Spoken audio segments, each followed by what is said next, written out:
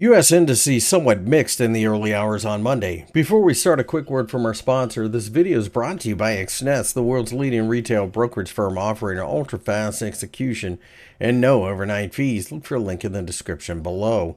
The Nasdaq 100 initially did try to rally a bit during the early hours on Monday, but it looks like we are going to struggle somewhat. It should be noted the Tesla is up about 7% in the pre-market, and that has a lot to do with why the Nasdaq 100 is trying to go higher.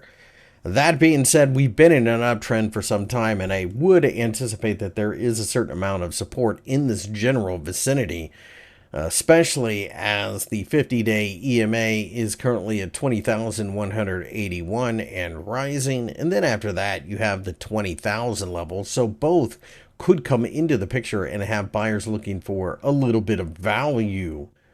Keep in mind the momentum, despite the fact that we had a pretty big sell-off on Friday, from a longer-term perspective, is still very positive.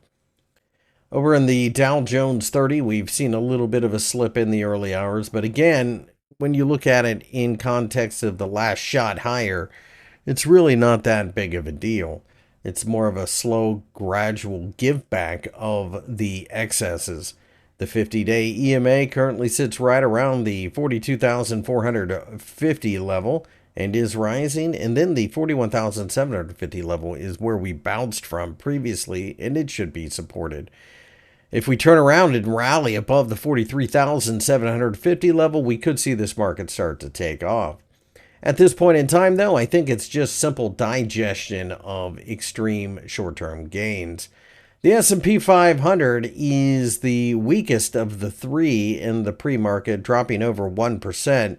But really, at this point in time, we reached the top of a channel. We're now roughly in the middle of it. So we start to look for potential buying opportunities. The 50-day EMA in this market is at the 5,781 level, with the 5,700 level underneath there offering support.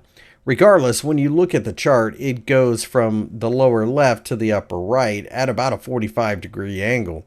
In other words, it's a very healthy uptrend. It's not overdone. It's not weak.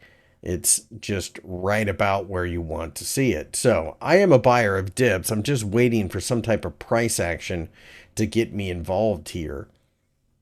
My name is Christopher Lewis. I work for FXEmpire. If you enjoyed this video, please give me a thumbs up and subscribe to the channel for more analysis.